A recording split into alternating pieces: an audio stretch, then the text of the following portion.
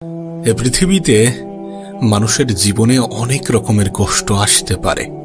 কখনো খাবার কষ্ট, কখনো ভয়ের কষ্ট, কখনো শারীরিক কষ্ট, কখনো মানসিক কষ্ট, কখনো পারিবারিক কষ্ট, কখনো সামাজিক কষ্ট। কিন্তু যখন এই কঠিন সময়গুলো, কঠিন পরিস্থিতিগুলো তোমার আমার জীবনে আসবে, তখন আমাদের করণীয় কি? বিশ্বাস করো, জীবনের এই সকল কঠিন সময়গুলোতে ধৈর্য ধরা আমাদের জন্য শুধুমাত্র প্রয়োজনীয় নয়, বরং আমাদের জন্য অপরিহার্য।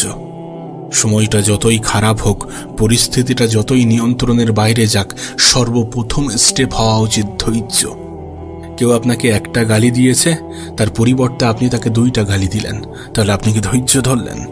কেউ আপনাকে একটি আঘাত করলো, তার পরিবর্তে আপনি 4টি আঘাত করলেন, তাহলে কি ধৈর্য ধরলেন? কেউ আপনাকে ফেসবুকে একটা স্ট্যাটাস দিল, আর আপনিও তার পরিবর্তে 3টি স্ট্যাটাস দিলেন, তাহলে কি ধৈর্য ধরেছেন? যখন আপনার অর্থনৈতিক কষ্ট আসলো, তখন আপনি উপরওয়ালাকে ভুলে গেলেন, তাহলে কি আপনি ধৈর্য ধরেছেন? পারিবারিক ঝামেলা, স্বামী স্ত্রীর মধ্যে ঝামেলা, এই সমস্ত কিছু আপনি সহ্য না করে, সমাধান না করে ডিভোর্সে চলে গেলেন, আপনি কি ধৈর্য ধরেছেন? বিশ্বাস করো, প্রত্যেকটা মানুষের জীবনে খারাপ সময় আসে, প্রত্যেকটা মানুষের জীবনে বিপদ আসে, প্রত্যেকটা মানুষ কঠিন সময়ের মুখোমুখি হয়। কিন্তু এই সমস্ত মুহূর্তকে আমরা কেমনভাবে গুরুত্ব দিই, আমরা কেমনভাবে কতটা ধৈর্য ধরি, এগুলোর উপরে অনেক কিছুই নির্ভর করে। কাশ তোমাকে যদি বোঝাতে পারতাম। বিশ্বাস করো, জীবনে কষ্ট আসবে, জীবনে কঠিন মুহূর্ত, কঠিন পরিস্থিতি আসবে। কখনো খাবার কষ্ট, কখনো ভয়ের কষ্ট, কখনো শারীরিক কষ্ট, কখনো মানসিক কষ্ট, কখনো পারিবারিক কষ্ট। মানুষের জীবনে কষ্ট আসবেই। কিন্তু এই সকল সময়গুলোতে নিজের উপরে বিশ্বাস রেখে, উপরওয়ালার উপরে আস্থা রেখে একটু সঠিক সময়ের অপেক্ষা করার নামই তো ধৈর্য। জীবনের কিছুটা মেনে নিয়ে, কিছুটা মানিয়ে নিয়ে সামনের দিকে এগিয়ে যাওয়ার নামই তো ধৈর্য। জীবনে সবসময় সবকিছুর যে জবাব দিতে হবে, বিষয়টা তো এমন নয়। সবাইকে সবকিছুর জবাব দিতে হবে, সবাইকে সবকিছু বোঝাতে হবে, বিষয়টা তো কখনোই এমন ছিল না। কেউ আপনাকে গালি দিল, আপনাকেও যে তার পরিবর্তে গালি দিতে হবে, বিষয়টা তো মোটেই এমন নয়। বিশ্বাস করুন, কম কথা বলার মধ্যে যে শান্তি আছে, সেটা অন্য কিছুর মধ্যে নেই। চুপ থাকার মধ্যে, নীরবতার মধ্যে যে শান্তি আছে, সেটা হয়তোবা অন্য কিছুর মধ্যে নেই। মানুষ যখন একটু কম কথা বলে, তখন তার শত্রু কম হয়। মানুষ যখন একটু কম কথা বলে, তখন তার দ্বারা ভুল কম হয়।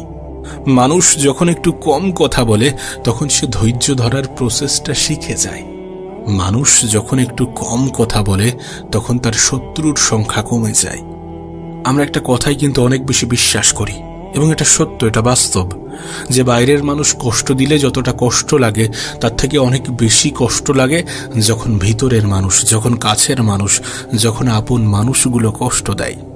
কখনো নিজের মনে প্রশ্ন জেগেছে যে এর কারণ কি? এর কারণ, আপন মানুষগুলোর থেকে আমাদের আশা, এক্সপেকটেশন অনেক হাই থাকে, অনেক পজিটিভ থাকে।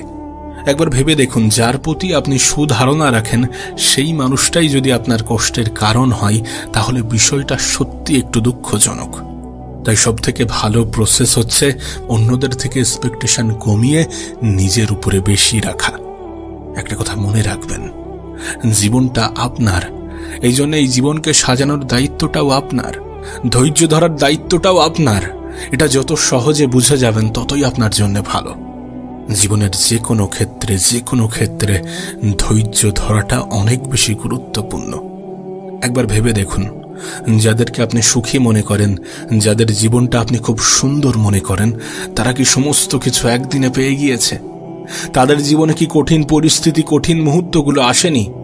অবশ্যই এসেছিল, এবং তারা সেই কঠিন মুহূর্ত, কঠিন পরিস্থিতিগুলোতে ধৈর্য ধরেছিল।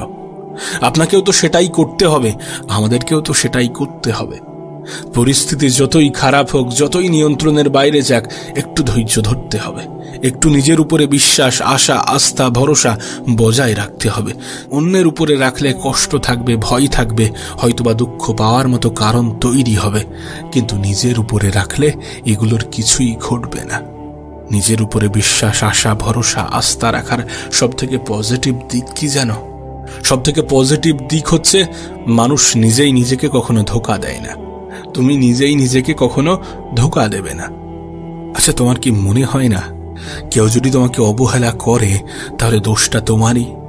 যদি কেউ আমাদেরকে অবহেলা করে তাহলে আমরাই তো তার জন্য দায়ী, কারণ আমরাই তো তাকে এই সুযোগটা করে দিই। জীবনে কখনো কাউকে আঘাত করার মতো সুযোগ করে দেবেন না। আচ্ছা, তোমার কি মনে হয় যে আমি কোনো কিছু চাইলাম আর সেটা পেয়ে গেলাম, সেটার নামই কি সফলতা? শুধুমাত্র সেটাই কি সফলতা? সফলতা জীবনের বিভিন্ন ক্ষেত্রে বিভিন্ন রকম হতে পারে, কিন্তু এই পৃথিবীতে প্রকৃত সফলতা বলতে আমরা যেটা বুঝি, আমাদের যেটা বোঝা উচিত, সেটা হচ্ছে ভালো থাকা। কোনো মানুষ যদি নিজের জীবনে ভালো থাকতে পারে, সেটাই তার জীবনের সবথেকে বড় সফলতা হবে। আর বিশ্বাস করো, তুমি তখনই ভালো থাকবে যখন তুমি ভালো থাকার অভ্যাসগুলোকে আয়ত্ত করবে, যখন তুমি ধৈর্য ধরাটা শিখে যাবে। তাই দয়া করে ধৈর্য ধরার চেষ্টা করুন, ধৈর্য ধরুন। যত পরিস্থিতি খারাপ হবে তত বেশি ধৈর্য ধরতে হবে। যত পরিস্থিতি নিয়ন্ত্রণের বাইরে চলে যাবে তত বেশি ধৈর্য ধরতে হবে। যত কঠিন সময়ের মুখোমুখি দাঁড় করানো হবে তত বেশি ধৈর্য ধরতে হবে। না, শারীরিক ক্ষমতা তো ঠিক আছে, কিন্তু মানসিক ক্ষমতার সব থেকে বেশি প্রয়োজন আছে। আর মানসিকভাবে তখনই তুমি শক্তিশালী হবে যখন তুমি ধৈর্য ধরাটা শিখে যাবে। আমাদের সমস্যাটা কোথায় জানো? তুমি আমি অল্পতেই ভেঙে পড়ি, তুমি আমি অল্পতেই নেশা ধরতে শুরু করি, তুমি আমি অল্পতেই সুইসাইড করার চিন্তা করি, তুমি আমি অল্পতেই নেগেটিভ চিন্তা করি। কিন্তু প্রকৃত অর্থে তোমার কি মনে হয় যে এগুলোই সমাধান? আরে যদি এগুলোই সমাধান হতো তাহলে পৃথিবীর সকল মানুষ নেশাগ্রস্ত হতো। যদি এগুলোই সমাধান হতো তাহলে এই পৃথিবী মানব শূন্য হয়ে যেত। কারণ সমস্যা প্রত্যেকটা মানুষের জীবনেই আছে, কঠিন সময় প্রত্যেকটা মানুষের জীবনেই আসে, খারাপ সময়ের মুখোমুখি এ পৃথিবীর প্রত্যেকটা মানুষই হয়ে থাকে। প্রকৃত সমাধান তো ধৈর্য। তোমাকে আমাকে ধৈর্য ধরতে হবে। ধৈর্য ধরার মাধ্যমে আমাদের মানসিক ক্ষমতার পরিচয় দিতে হবে, কারণ প্রকৃত অর্থে মানসিক ক্ষমতাটাই আমাদের আসল ক্ষমতা। প্রতিটা নেগেটিভ জিনিসের মধ্যে কিছু পজিটিভ জিনিসও থাকে, সেটাকে খেয়াল করতে হবে, সেটাকে গুরুত্ব দিতে হবে। তুমি জানলে হয়তো বা অবাক হবে, কিন্তু আমাদের প্রত্যেকটা খারাপ সময়, প্রত্যেকটা কঠিন সময় আমাদেরকে একটা বার্তা দেয়, আমাদেরকে বলে, আমাদেরকে বোঝায় যে নিশ্চয়ই কষ্টের সাথে আছে স্বস্তি, নিশ্চয়ই ধৈর্য ধরার মধ্যে আছে শান্তি। জীবনে ভালো থাকতে গেলে ধৈর্য ধরতে হবে, সফল হতে গেলে ধৈর্য ধরতে হবে, সুন্দর একটা জীবন কামনা করছেন সেটা পেতে গেলে ধৈর্য ধরতে হবে, কিছু পরিস্থিতিকে ভুলে যেতে গেলে ধৈর্য ধরতে হবে, কিছু মানুষের মনে জায়গা করতে গেলে ধৈর্য ধরতে হবে, মানুষের কথাগুলোকে ইগনোর করতে গেলে ধৈর্য ধরতে হবে, সর্বোপরি মানসিকভাবে শক্তিশালী হতে গেলে ধৈর্য ধরতে হবে। না, এমনটা হতে পারে যে তোমার জীবনেও হয়তোবা কিছু অভাব, কিছু অভিযোগ আছে, কিন্তু এই সমস্ত অভাব অভিযোগ দূর হয়ে যাবে যখন তুমি তোমার থেকেও বেশি অভাবী মানুষকে দেখবে, যখন তুমি তোমার থেকেও বেশি অভাবী মানুষের জায়গায় নিজেকে বসাবে। আর এমনটা তো নয় যে তোমার থেকে খারাপ কেউ নেই, এমনটা তো নয় যে তোমার থেকে কঠিন জীবন কেউ অতিক্রম করছে না, এমনটা তো নয় যে তোমার মতো নিজের জীবনে কেউ লড়াই করছে না, লড়াই সকলেই করছে। হ্যাঁ, হতে পারে প্রত্যেকটা মানুষের লড়াই ভিন্ন ভিন্ন, হতে পারে প্রত্যেকটা মানুষের সমস্যা ভিন্ন ভিন্ন, কিন্তু এই প্রত্যেকটা মানুষের সমস্যার সমাধানের সাথে একটা শব্দ ওতপ্রোতভাবে জড়িত, আর সেটাই হচ্ছে ধৈর্য। যেন আমাদের মধ্যে একটা খুব বাজে ধারণা আছে, আমরা মনে করি মানুষের কাছে টাকা থাকলেই হয়তোবা মানুষ সুখী হয়, কিন্তু প্রকৃত অর্থে বাস্তবতাটা কিন্তু এমন নয়। টাকা মানুষের জীবনকে একটু সহজ করে, কিন্তু এটা কখনো কোনো মানুষের জীবনে সুখ এনে দিতে পারে না। না, আমাদের অর্থ হয়তোবা আমাদের জীবনটাকে কিছু অংশে সহজ করবে, জীবনের অনেক জিনিস হয়তোবা চাইলে পেয়ে যাব, কিন্তু সুখী হতে গেলে টাকার যে ভীষণ প্রয়োজন, বিষয়টা এমন নয়। এমন ধারণা রেখো না, এমন ধারণা রাখলে তুমি ভুল প্রমাণিত হবে, তুমি বোকা হয়ে যাবে।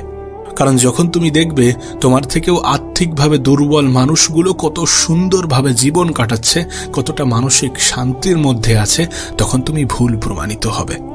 বিশ্বাস করো, আমি নিজে অনেক গরিব মানুষকে অনেক বেশি সুখী অনুভব করতে দেখেছি, অনেক বেশি মানসিক শান্তির মধ্যে থাকতে দেখেছি। আবার অনেক ধনী ব্যক্তির মধ্যেও আমি দুঃখ, দুশ্চিন্তা, হতাশা দেখেছি। তাই দয়া করে ভালো থাকাটাকে অর্থের সাথে গুলিয়ে ফেলো না।